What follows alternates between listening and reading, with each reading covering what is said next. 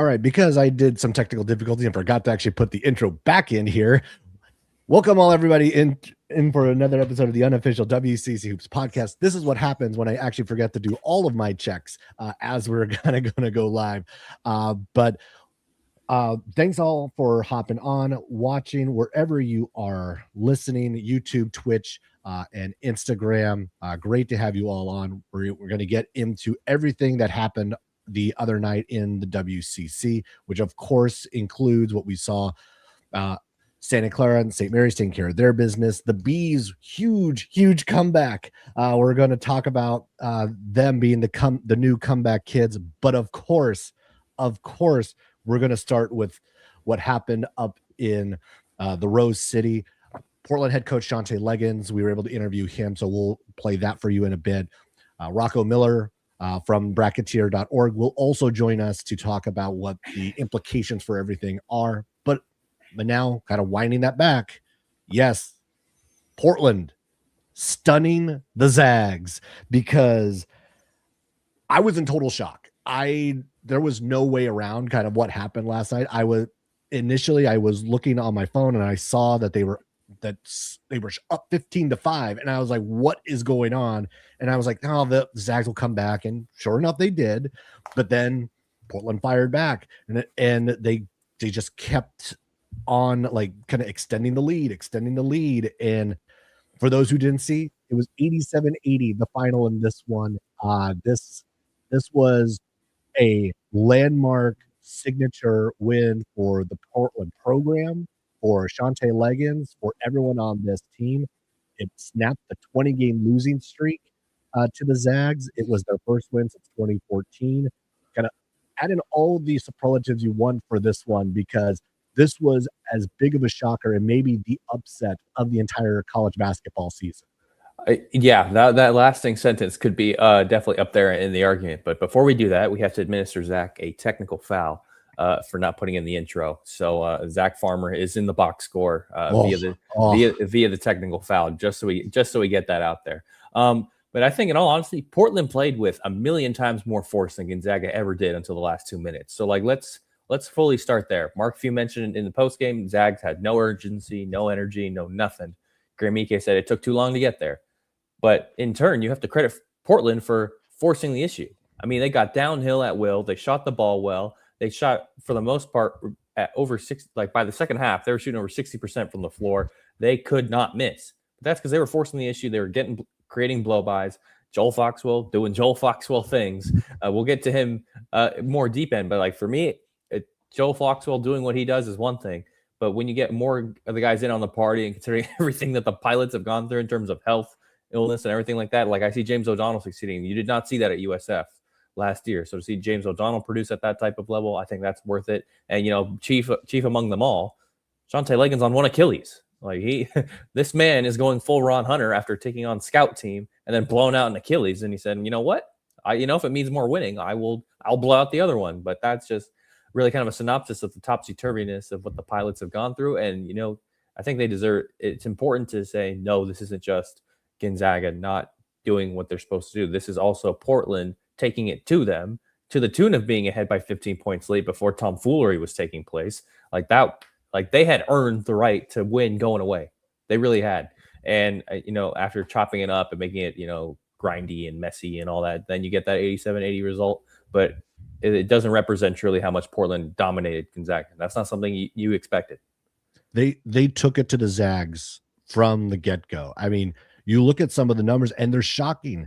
That they led points in the paint 40-26. They were +5 in the rebounding column. And that really kind of, like, swung heavily in those last few minutes. Like, to your point, like, the 7-point win is not even indicative of how dominant Portland was throughout the course of this game.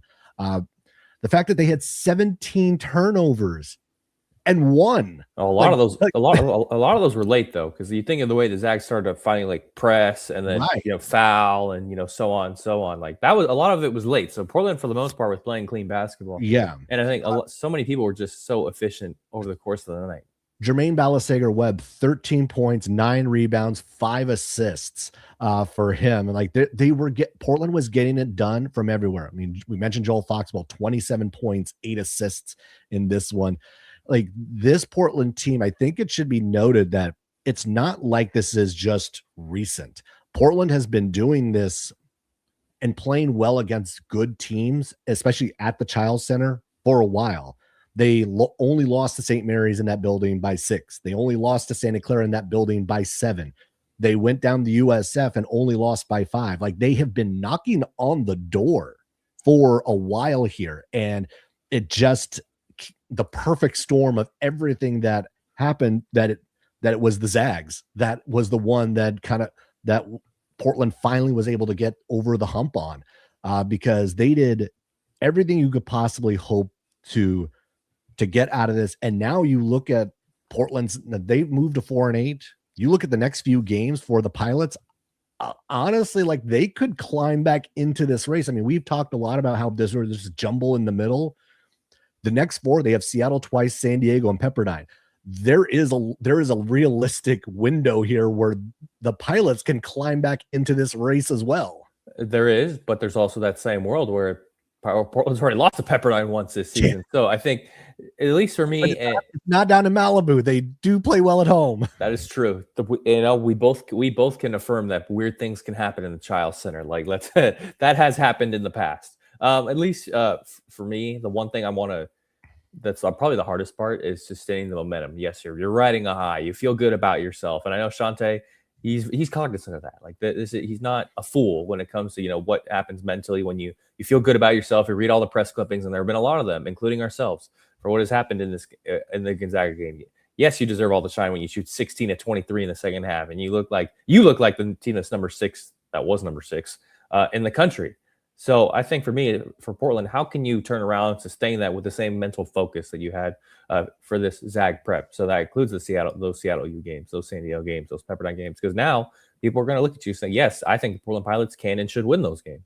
Now, what can you do when you're not really the hunter? What are you going to do when people are going to look at you as the hunted? Oh, we can go beat a team that just beat the number 6 team in the country.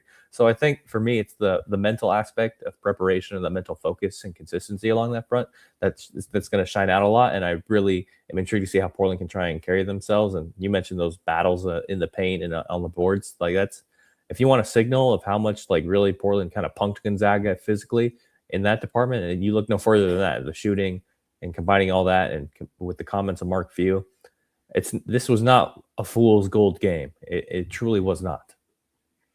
No, it wasn't. So before we get any further, we're going to get into what it's going to mean for the Zags in a bit.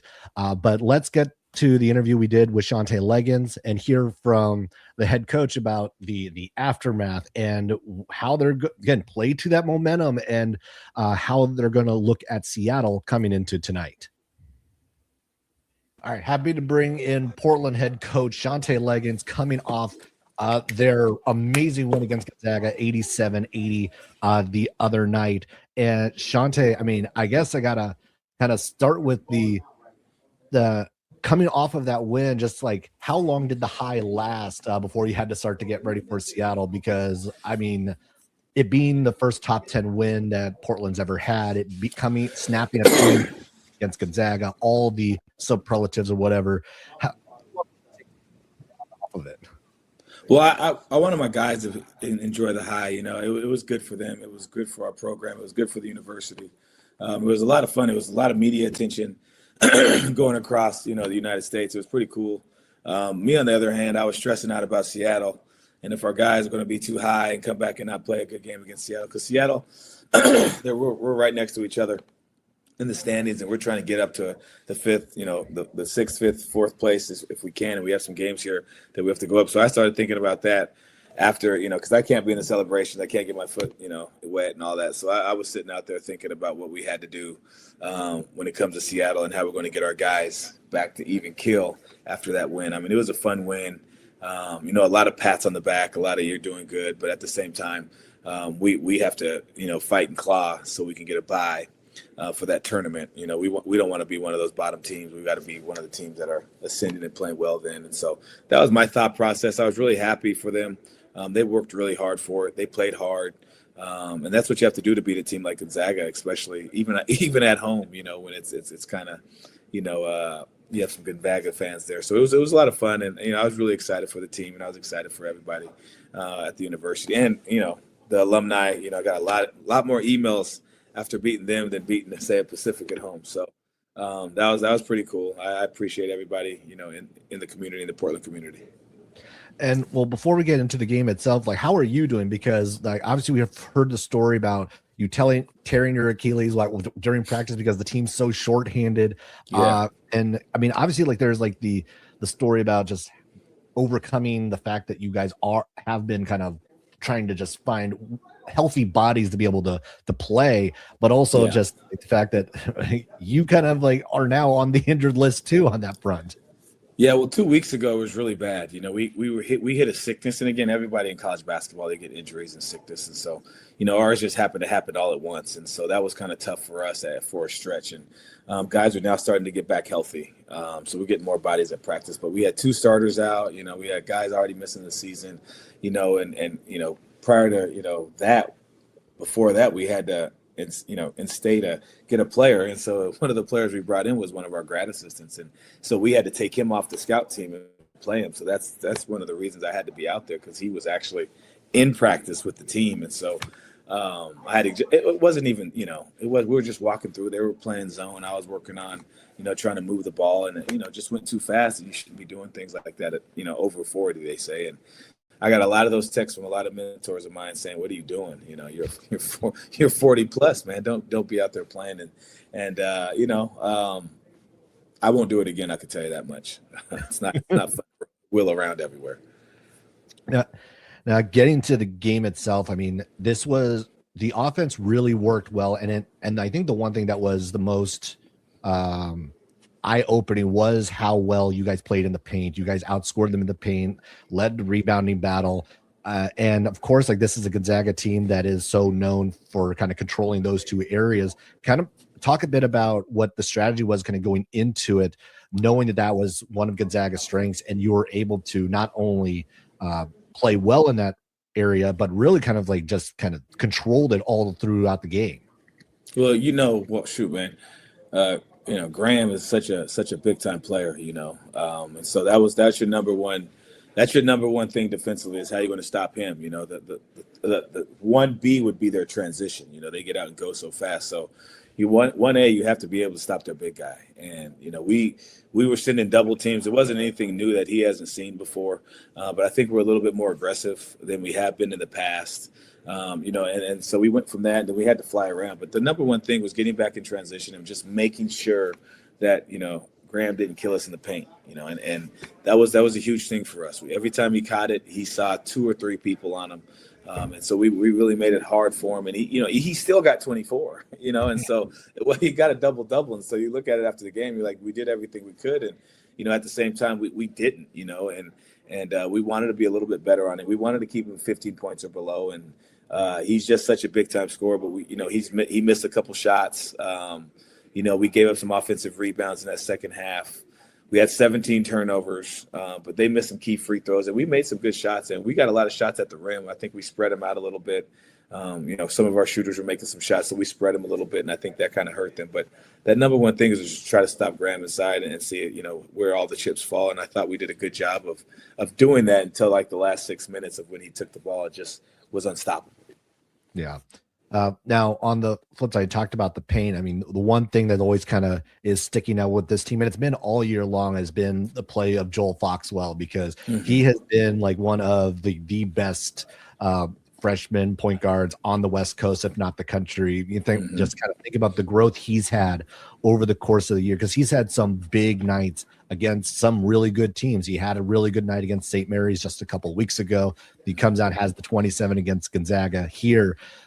Talk about just his development and what he was maybe kind of coming into camp, and what he is today. Coming into camp as a freshman, and everything was new, everything was wide. I mean, from weights to to training, to the free time, to how much basketball I was going to do. So he was a freshman, and so he was getting used to everything. He had a good summer. We also had another point guard with him, Riley Parker, who's a senior, who's I think has done a great job of helping him and along the way.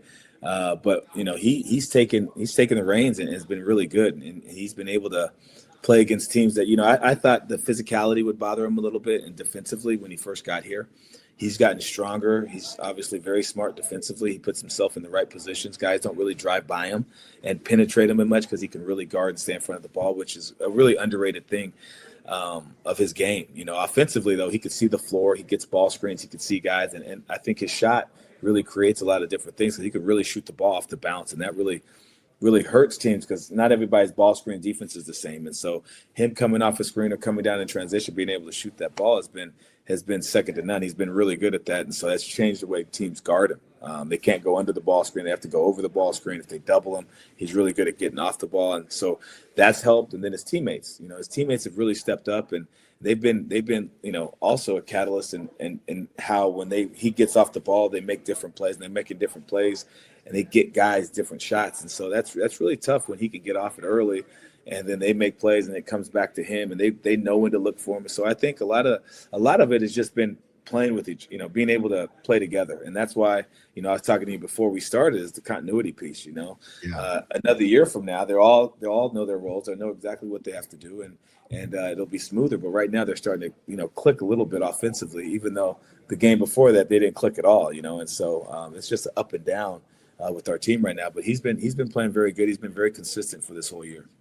I mean, I think also just like the way he distributes the ball, because we talked with Joel earlier in the year, just kind of like that when I think it was right after he had 15 assists in one of the games, and he said he had never had 15 assists ever, like that he was so used to being kind of the shooter, and he's been not only that, but also the distributor, and kind of talk a little bit about that part, because that's a part of his game. It seems like that he was that was new to him, and being that distributor, not just the 1A scorer.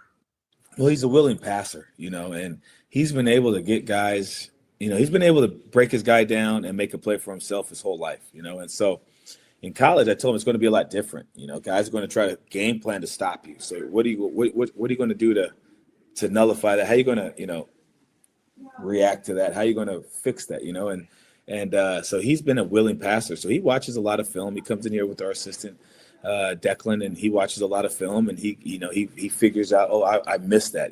Early in the season, I missed that pass. Dang it, he's wide open in the strong side corner. The hardest pass for him would be coming off when he first got here, coming off and throwing the ball right to the guy who's wide open, right in front of him to his right. He would like to throw the hook pass or making the simple play, I think, has really helped him out, because now teams are trying to take that away, and he's that's what he loves to do, is find the guy on the other side or find the guy behind him or get a lob. And he's made the simple pass really early, and I think this is now they're starting to rotate over. Now he's starting to figure out that pass, and now he's being able to pick some teams apart. And so, he's done a good job with that. He's a film watcher. He's a student of the game, so that's really helped him, I think, also during the stretch.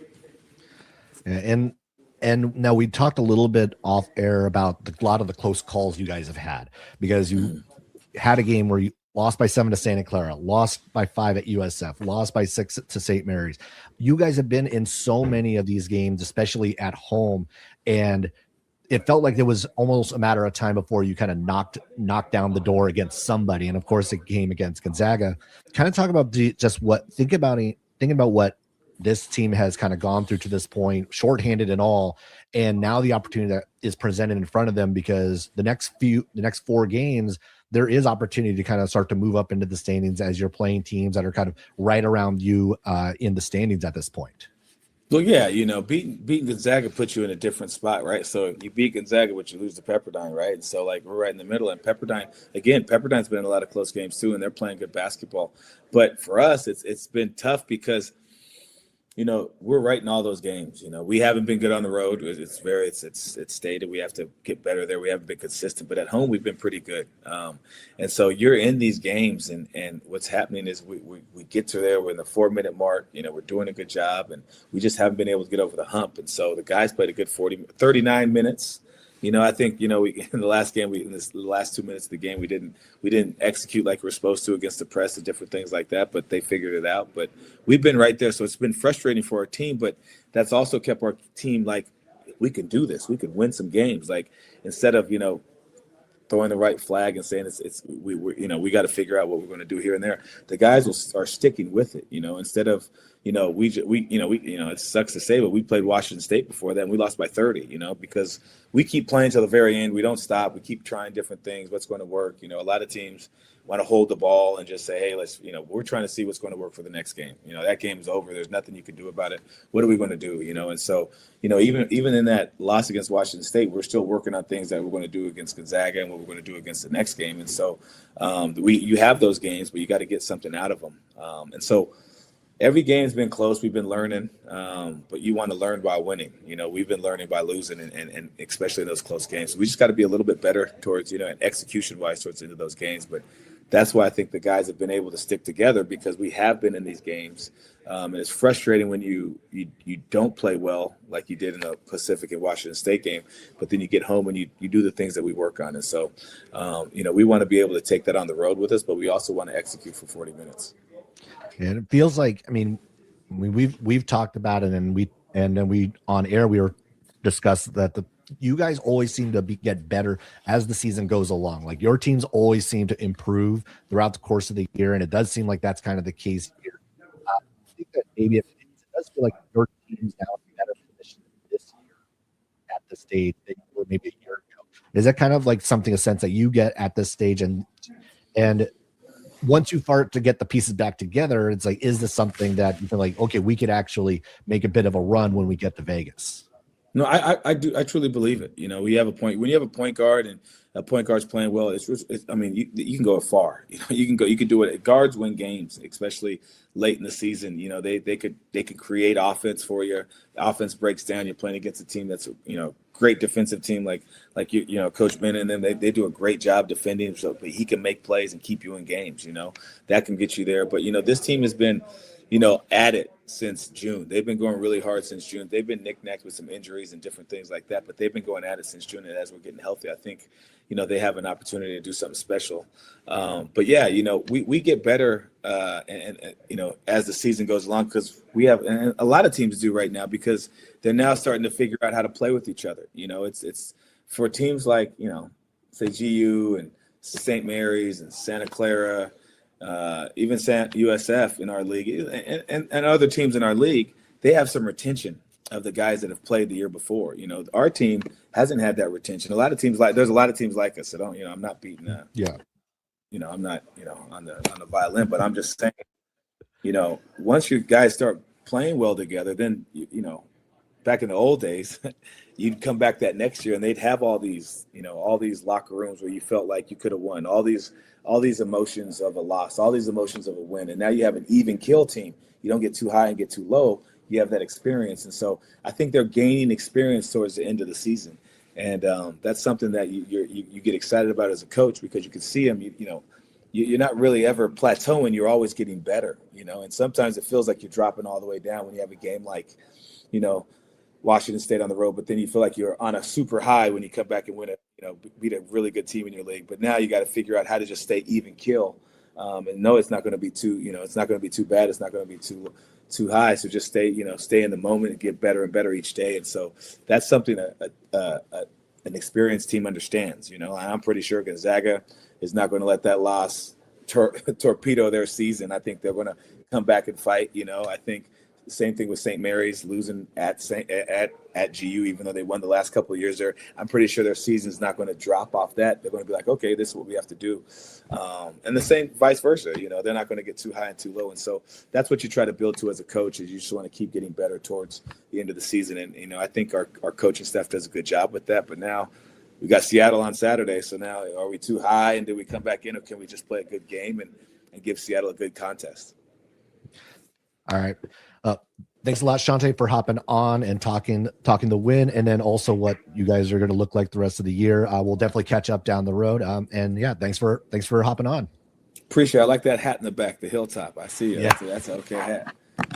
We got to get some Portland up in here. It's like we got to get some, man. It's it's so pro St. Mary's, man. It's rough. No, I'm kidding. Got to mix it up. Hey, especially by next year, got to replace the Zags stuff. Got to take out the Washington State stuff. That should have already been replaced. I'm just telling you. Have you been to Pacific? They took their banner down already. I like it.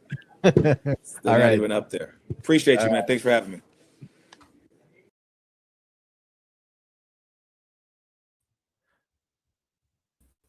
All right. So thanks, Shantay, for hopping on one more time. Yeah, we talked about like the swag in the back on my backdrop. Yeah, there's definitely going to be some swapping out of some things when we get to next season when that rolls around.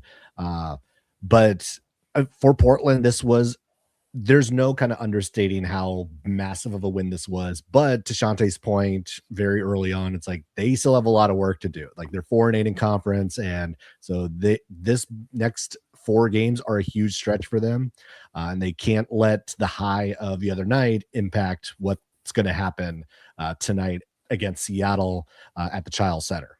Yeah, that's 100% correct. I think both when you look at it from an actual basketball perspective and what he mentioned, like his team against Gonzaga was not the team that he saw at Washington State, where they were out of the game basically as it started.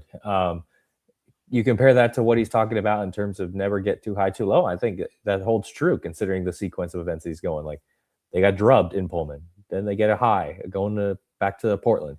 Now you got to beat Seattle U, a team that's very pesky and a team that's very capable. So I think going forward and how you want to attack it, I wholeheartedly agree, and I also agree with the sense that Shantay mentioned that I don't think this shouldn't derail Gonzaga season. Like they played awful. Like let's not beat around the bush here. Like outside of a Graham Ike trying to shoulder the load, like really nobody else entered the party. Graham Foster was inconsistent. Braden Smith, Mario St. Perry were inconsistent.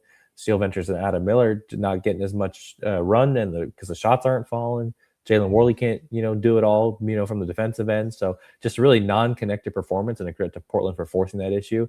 And Gonzaga, they got to look themselves in the mirror a little bit. Now they got to go get their get back at a place where they lost last year. Yeah, you could make the case that it's like Gonzaga's kind of been playing with fire for a while. Yeah, part of it is being shorthanded, but you think back to the game against USF, you think back to the game against San Diego, like there were some close calls in there that probably shouldn't have been as close as they were, and that finally caught up with them against Portland. And you're right, like for the Zags, kind of turning the page and thinking about what it's going to be like for them.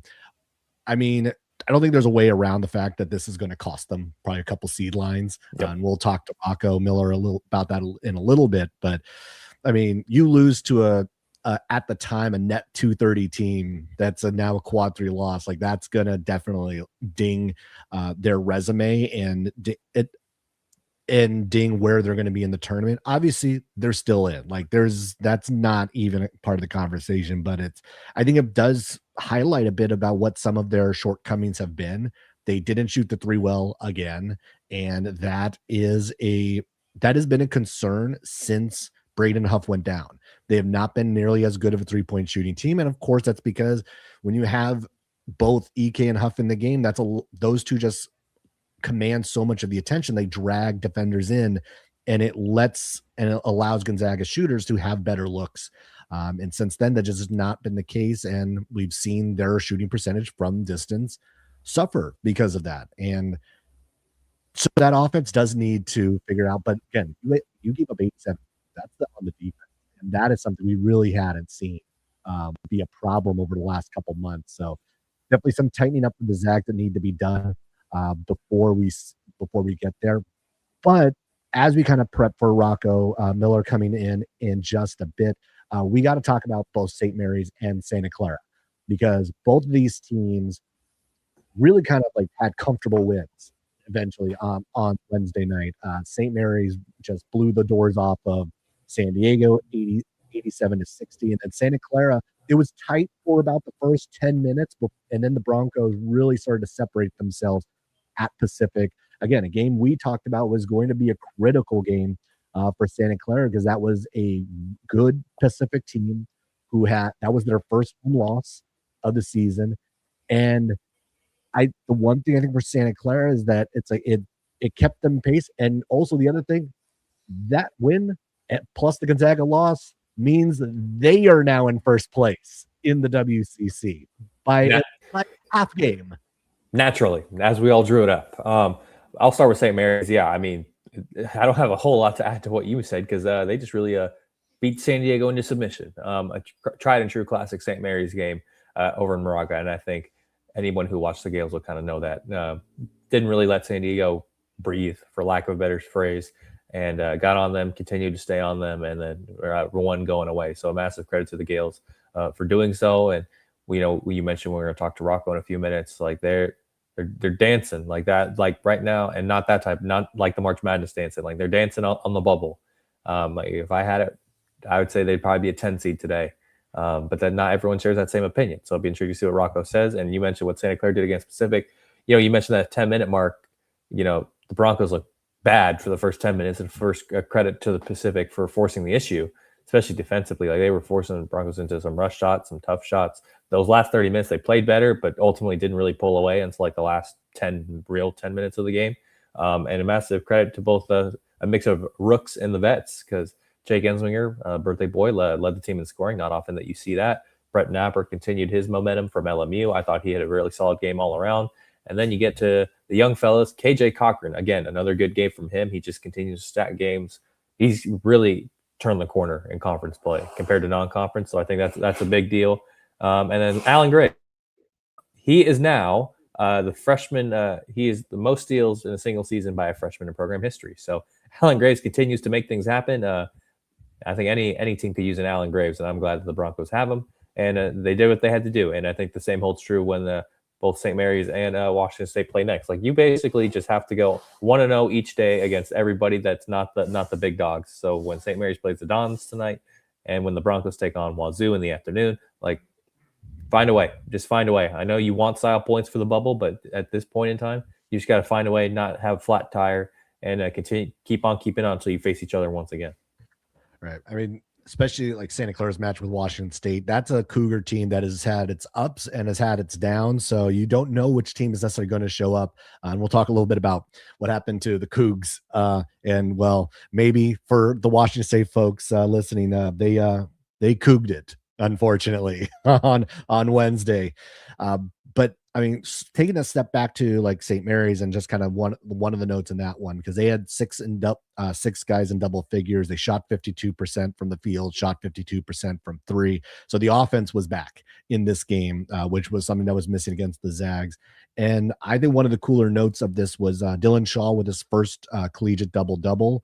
And he is the first true freshman to collect a double-double for St. Mary's since Omar Samhan back in 2006. So some pretty elite company for Dylan Shaw when it comes to that stat there. But I mean, these two teams, like both of them are riding the bubble. Both seem to be right there. I know like St. Mary still has kind of like a little bit of the edge as far as the bubble goes. Still seen them some places still as a 9. I've seen some places they've slipped to an 11. Santa Clara, I know like they have been kind of up and down as well, kind of right on that seed line. And of course, like it's that quad 4 loss that's kind of like keeping Santa Clara down, even though, yes, I understand that Santa Clara's already beaten St. Mary's. They've already had that head to head. They are the one who has a better record in conference. I get all of that. But that's going to be, it's the analysis of the entire resume. It's not just the individual matchups, even though that has to play a factor, I think, in those sorts of decisions. Now, again, like if you had to choose between the two, I don't know, like that might be a different conversation, but you look at the totality of like what some of the other teams are looking like. It's now time to be scoreboard watching about what some of these other teams are doing. What is Miami up to? What is Cal up to? What is Stanford doing? What's Virginia Tech doing? There are a lot of teams on this bubble that are playing for their lives right now. And Santa Clara is playing for their lives. And honestly, I think St. Mary's is also playing for their lives too. They are too close to that bubble line that I don't think any fan of St. Mary's should feel necessarily safe that, oh, they'll get in, it's no problem. They still have to take care of business because you still have USF on the calendar tonight. You still have Santa Clara one more time. You still have Gonzaga one more time.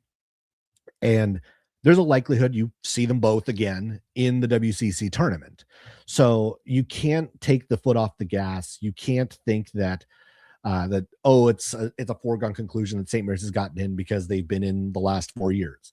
Well, this 4-year stretch is a bit of the aberration in the course of the St. Mary's timeline. Like there's only been one or two other times where they've had back-to-back years of tournament appearances. A lot of them have had gap years, and we've seen the years of 28 wins and being left out.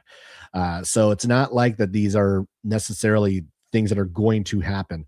And for Santa Clara, like I know like this is all.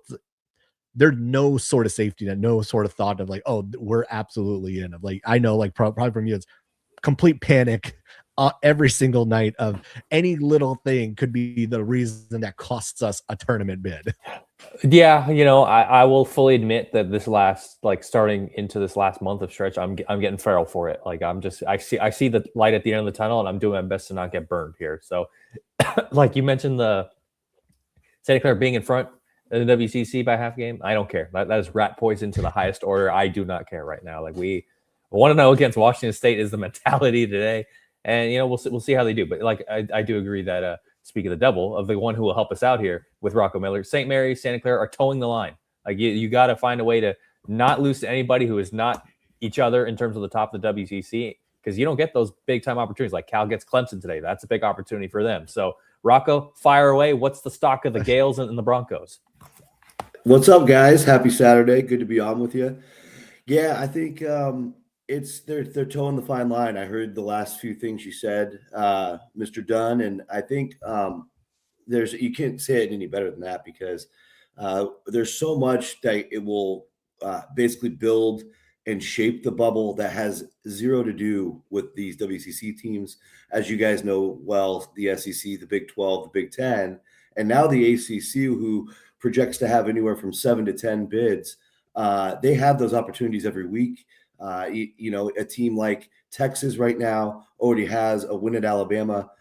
They just have too many losses. But if they just beat a few teams and fix their record, that's something St. Mary's and Santa Clara can't do anything about. That's a Texas team that's clearly getting in before them, even in the situation where, so let's just say Santa Clara and St. Mary's go the rest of the way with one loss. It's still going to leave them in a precarious spot. So let's talk about what they can control. I think it's pretty obvious on the Santa Clara side. They have the two big ones left out of the 6 remaining games, and that would be home Gonzaga next Saturday will be huge, and then of course at St. Mary's. So win either of those, you have to feel pretty good at this stage that they'll find a way in. But that also requires no slip-ups, like I think you guys were talking about. You have Washington State on the road today. You host Seattle and Oregon State in the finale, and then you have a tricky one at the rival San Francisco. So none of them are exactly easy. And I think the only way you can afford to lose one of those is if you win the 2 big ones, and that puts a ton of pressure on both. So we'll see how that shakes out. Obviously, Santa Clara, as you said, is in a situation right now where they could win the league, but we won't go that far. I agree with you. I said the same thing on the Field of 68 show yesterday. Just seems unfathomable to even picture the Broncos in the championship game, let alone win the championship game. So we'll cross that bridge if and when we get there. And then when it comes to the Gales, I think that they're in a little bit better position just because, the nation has gotten a good look at this team. Virginia Tech still in the bubble picture. You got to be big Hokies fans, because that can give St. Mary's something that Santa Clara doesn't really have. It's a potential tournament win out of the conference. Obviously, the one that Santa Clara has is in the conference. So that non-conference juice can really push you over the edge. So Hokies are huge there. But also the way St. Mary's schedules, Zach and I talk about this all the time. St. Thomas has had a strong season. Wichita State, they played down in the same tournament as Virginia Tech. They're in the top 100. Rhode Davidson has worked out pretty good. That's a high quad 2 game. So all of that adds up. Northern Iowa is still pretty good. So we'll see. I think St. Mary's, obviously we trust more. They're a little younger this year.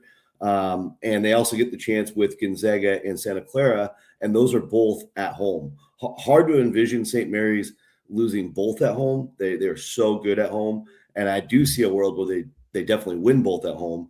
And if that happens, they're back in the race for the championship. So high level, that's where it stands. But what do you guys think?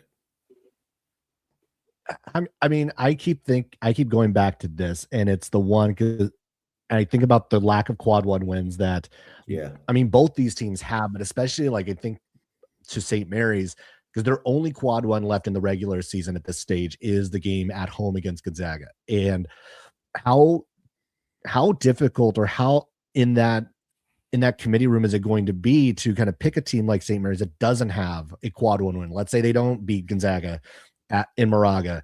They do beat Santa Clara, but like, well, that's a quad two because because it happened at home. How much weight does that carry? Because they will not have had that marquee win necessarily. And I'm going through it like since the net has been part of the decision-making process, no team without a quad one win has been an at-large. Yeah, it's a good fact. Yeah, I think it will hurt, of course, and you want to make sure to have one if it's available. I think so much of that is already baked into the numbers now too. A lot of the committee members I talked to over the summer and here during the season, they keep talking about the wins above bubble metric, which is a little different on the NCAA level than it is with Bart Torvik, which became popular over the last decade, which helped get it onto the team sheet. So I'm a little sore about that because the NCAA version, clearly, I put a tweet out a couple days ago, favors the Power Fives even more. They put and the reason why I got to the bottom of that is because they basically built in a component where the team's records overall, it's called a team resume index. But what it is it's basically like, okay, if you're in the ACC, obviously you buy all of your home games. The WCC is not in a horrible position for that, but effectively, like if you go beat Boston College and you're Cal, that Boston College still has like 11 wins because they beat up on 9 really bad teams. Whereas if St. Mary's beats the bottom of the like Pepperdine might only have 4 wins, so they're getting no credit for that win compared to beating Boston College. It's ridiculous, and it's bothersome. So right now, St. Mary's is 38th in that tool. I think that's plenty safe. Basically, what that is, it's just saying you beat enough teams above water, and it's measuring everybody on a curve on how they perform against an average bubble team. And so the cutoff last year was the top 43. So St. Mary's about 6 spots inside. But obviously, if they lose their big games at home, not only are their records going to be worse in quad 1 and in quad 2 combined, but that metric will also take a hit, and it'll be really easy to leave them out. But once they get those wins, it goes the other direction, and they'll be closer to 30 than they are to 40. And I think that's why I think it's pretty straightforward, because everything about St. Mary's, they don't have a bad loss. Like I said, the road wins at Davidson and San Francisco are decent enough road wins. They're not tournament caliber, but they do have a strong road record compared to the bubble. St. Mary's is like the top team on my bubble breakdown, and they're 7-4 away from Moraga, and that would actually rank as the best winning percentage of anybody not named Miami, Ohio, and I don't really count them. So I think for now they're in good shape. Well, it's not always about St. Mary's and Santa Clara as much as Zach and I would like to think about it, considering there's only one left in the season. Gonzaga did just lose to Portland, and there was a lot of sky is falling tweets. They're off the 2 line, but just how far off the 2 line?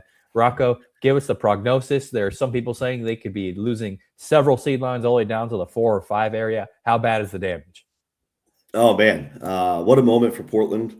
Congrats to Coach Legans. And that was just an unbelievable, unforgettable day for those of us that love this league. And hopefully most of the nation will remember that for a long time, because I don't think we're going to see Gonzaga play at the Child Center anytime soon, or maybe ever again in our lifetime. So for that reason, it was that much more special, right, with Gonzaga leaving the conference.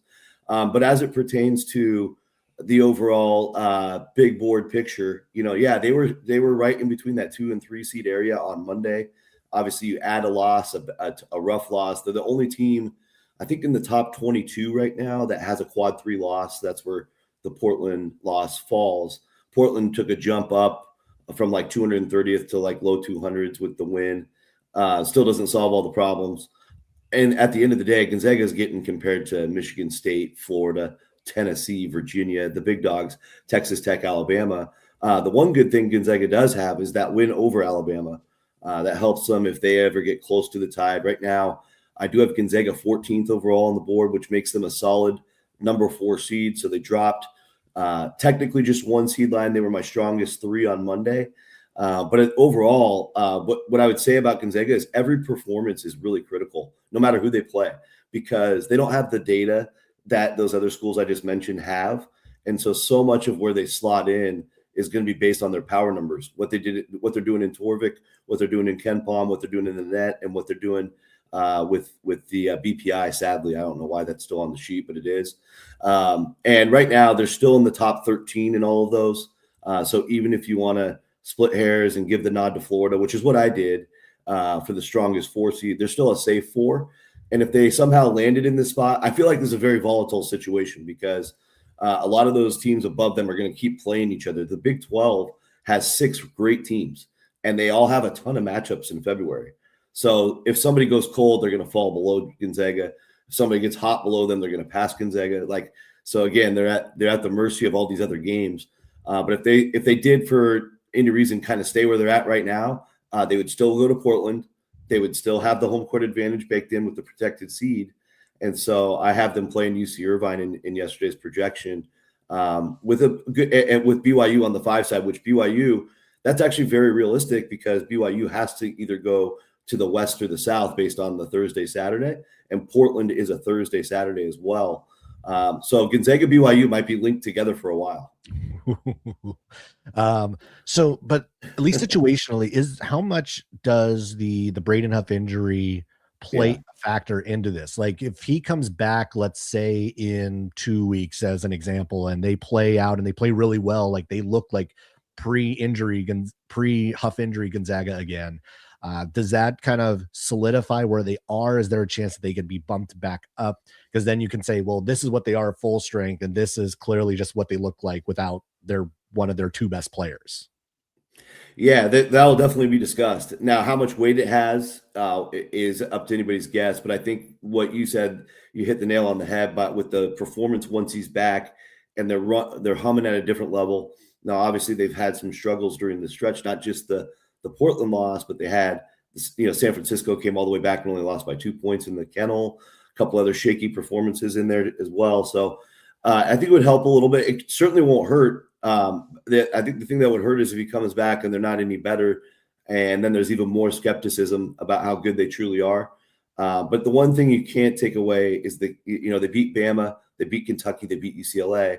They have 5 overall wins against the projected field today, and that's just as strong as everybody else right now. That's going to change, like I said, because they have the opportunities in February.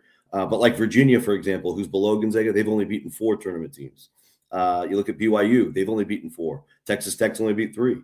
And so Gonzaga still has that proof. If they go to St. Mary's and win, they'll be up to 6. We'll see the WCC tournament. We talk about this every year.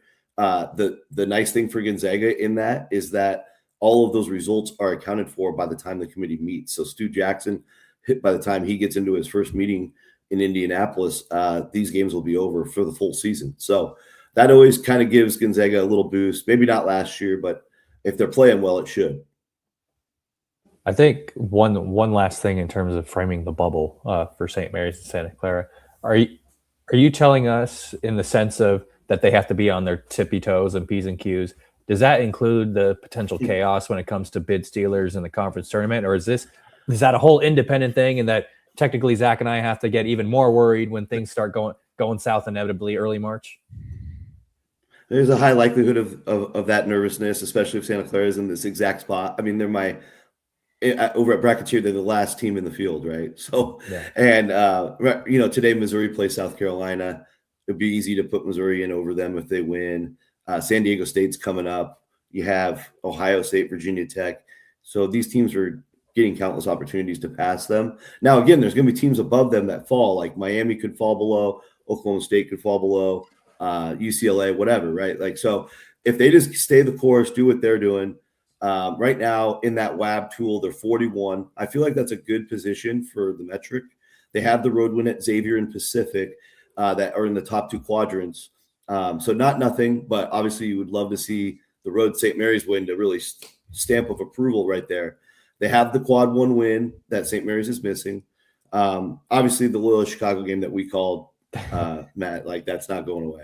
But I think right now it's just if Santa Clara they've been playing so well that one of the things that's really helping me put them in right now, and same with some of my colleagues, is that they're 11-1 in the league. And I look at it as a tie for first. Obviously, I'm not saying they're in first, but that helps too, because the WCC is a respectable league, top 7 league in the country. And to be competing for that championship is very impressive. And so if they can continue to have that be part of the story, I think that helps substantially. Now, if they slip and they lose, those two big ones, beat the other four, and they're a clear third place team, and then they, maybe make a rally to the championship game and lose, I think it's pins and needles with still a decent chance. I think if they do all that and then lose in the semifinals, they're probably out. Hey, fully understood. Mission's right in front of them. Zach, same mission right in front of you for same areas. Easy enough. Just go win games. So only one, like it could be a situation in Vegas. Only one of us, Thomas and I, enter the Orleans. Only one of us leave to get to March. I think the best scenario is both teams take care of Gonzaga at home, let Gonzaga fall where they may in the seed list, then have Gonzaga beat Santa Clara in the championship game, and I think everybody gets in.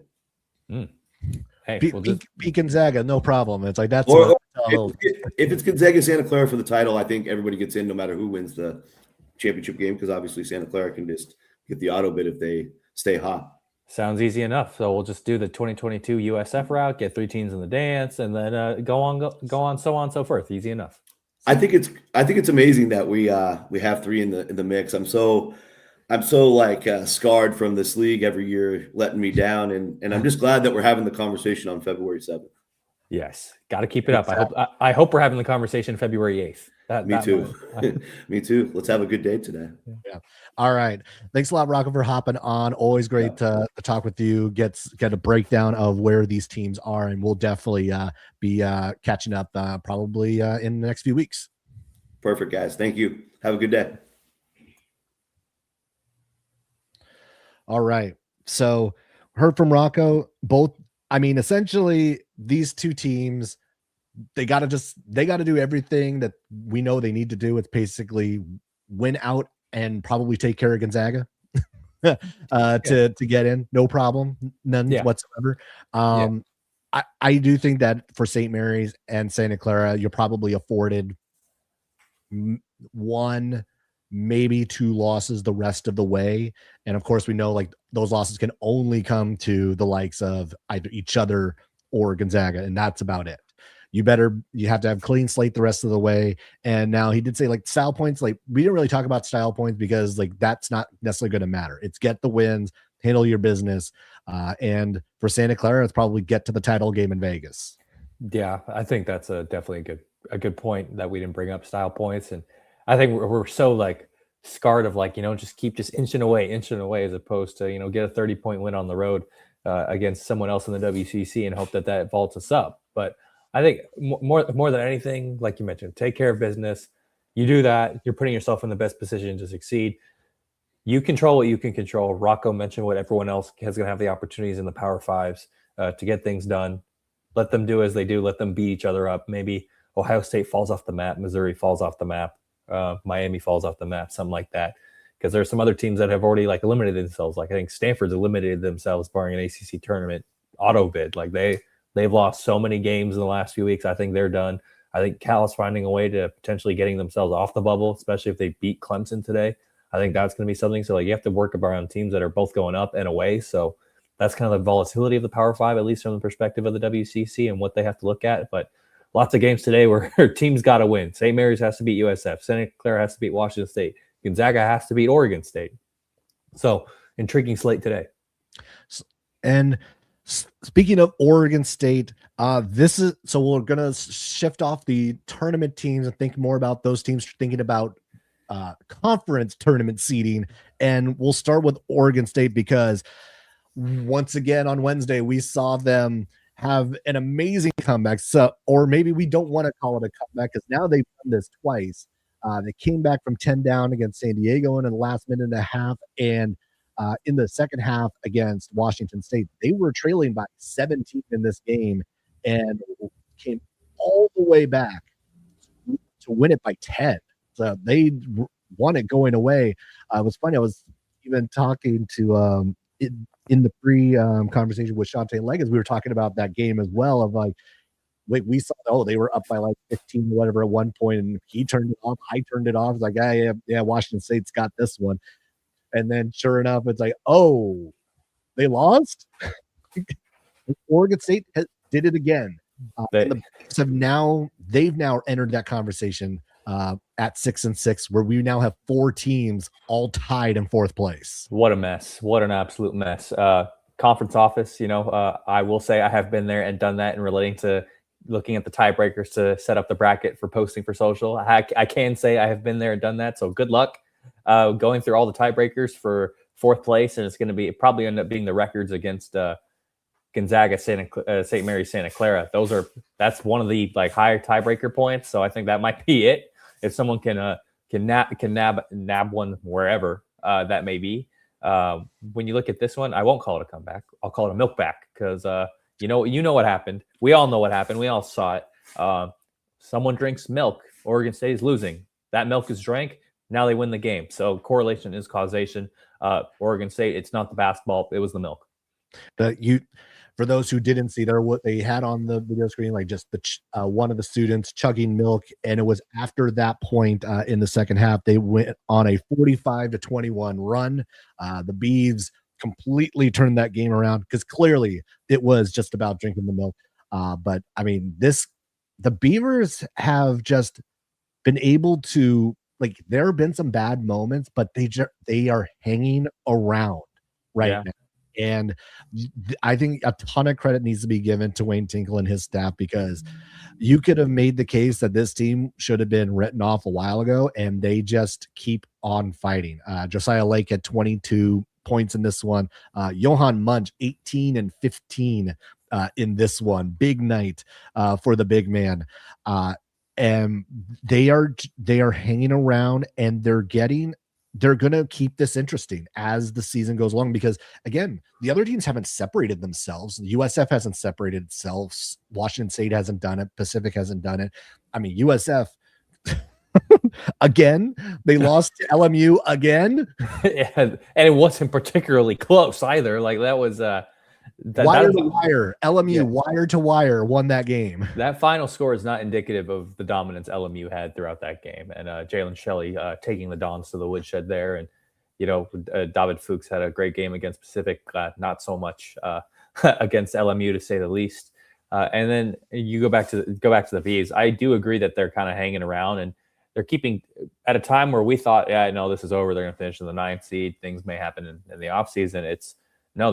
They're keeping teams honest. They're keeping themselves honest. And I think I'm getting to a point where if they can actually start to turn the corner and play teams at their pace and impose their will, they could be, not necessarily, maybe not the Pepperdine of last year, but they could be the team I look at as who's going to reach up from the middle of the pack and try and make a run in the tournament.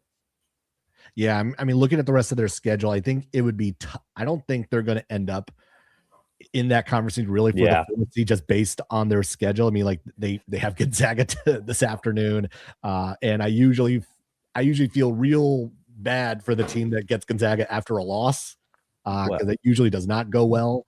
But they also have to travel to San Francisco, take on the Dons. They're going to be at Seattle U.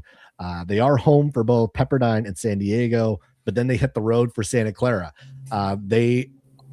We've known the road challenges that this team has had, and yes, they have had a couple of recent road wins. But you think of who they are playing on the road, the fact that they're at USF, at Seattle, at Santa Clara to wrap up conference play. That's probably not a great path to get there. But to your point, can they start to play well enough going into Vegas that when they get there, they could potentially make a run? Because I think they could be one of the more dangerous teams that's probably sitting there in that first round, not the first round, but like that, the second day of games. Yeah. And it all starts today. Like, what can you mentioned Gonzaga off a loss. I mean, last year they lost to Guild Coliseum, turned it around, then lost at the Kennel against the Broncos. So like, what do the Zags look like? Like, how much did they simmer around and stir around about that loss to Portland? And now what Oregon State, you know how to play well at home for the most part, even this season. Like, I know it's been a bigger struggle in the grand scheme of things compared to last year, but you still know how to play at home. Can you find a way to, get the Zags on the back foot again and then, reach into something? I think for me, this is a big tone setting day for the Beavers, and I'd be intrigued to see if they can actually do it. And I think going forward, as we, get these quick previews out of the way before we head out of here, I mean, I think it goes without saying what a lot of the mission is for a lot of these teams. I mean, St. Mary's, USF, Gale's got to beat the Dons. I think it's just As simple as that. They pretty much put him into submission on the hilltop. Now find a way to get on the front foot again, make sure that the Dons don't get hot, because if they do, then you can start to look out. Santa Clara playing at Washington State. Broncos beat up the Cougs last year on the Palouse. They have to do it again. And what type of stylistic game takes place? Is it more of a rock fight, defensive struggle? Does both teams get out and it's run and gun shoot pace? So we'll see about that. And then, at least the last one I'll briefly touch on, Seattle U at Portland. What version of the pilot shows up after a big time win? Seattle U, I think, is a team, despite some of the struggles in this league, I think they're a very capable and competent team, and exactly the type of team that can pounce on some insecurities and weaknesses that the Pilots could have coming off that win. Yeah, and I'm going to take a peek at the Pacific at Pepperdine as well, just like the Tigers coming off the loss at USF. And Santa Clara, like they're going to need to kind of get back into the saddle and start to pick up some wins here. So again, road opportunity for them. They haven't played all that well away from the Spano Center, but they're going to have an opportunity there in Malibu for them to kind of bounce back and get that game. USF at St. Mary's, like this is always going to be tough. And for St. Mary's, I think it's keeping USF off that foul line is going to be critical. They took 42 free throws the other night against LMU. So keeping them off the line is going to be a big part of what St. Mary's is going to need to accomplish against the Dons. And then they really just need to keep shooting it well. Like St. Mary's, if they can shoot it well, they'll be just fine. The defense looked more like itself the other night. I mean, the defense wasn't all that bad against Gonzaga last weekend either. It was really the offense just did not come to play, and they're at home. This usually is a pretty favorable matchup for St. Mary's over the course of the years. Like USF, as good as they have been, this has kind of been their one struggle has been St. Mary's. Yes, they did get them last year in that 1-point game, but overall it's largely a matchup that's favored the Gales. But yeah, as we kind of wrap this up, any final thoughts as we think about Saturday, what Rocco brought up, what Shantay said, because we went into Wednesday with like kind of a ho-hum Wednesday, and that ended up being just fireworks everywhere. Anything but a ho-hum Wednesday. I think the best part is sometimes it's not the teams that get taken to the cleaners. It's us that get taken to the cleaners. And I think that's exactly what happened on Wednesday. Like, it'll be a slate of games that happens. Nope. We had a guy drinking milk. We had a team upsetting for the highest ranked win in program history. We have a new team in first place. I think that's really what sticks out to me more than anything. Right, we are shaking things up here in the WCC, and we'll see if we get some more things shaken up here on Saturday with the slate of games. Again, one more time, just kind of rattling through. We have Gonzaga at Oregon State, Santa Clara at Washington State, Seattle U at Portland, Pacific at Pepperdine, San Diego at LMU, and San Francisco heading over to Moraga to take on St. Mary's. All right. Thanks for watching, everybody. Be sure to subscribe to the podcast on YouTube, Twitch, Spotify, wherever you are listening to the podcast. Follow along on social media at Unofficial WCC Pod. That's Thomas. I'm Zach. Thanks for watching, everybody, and we will catch you later.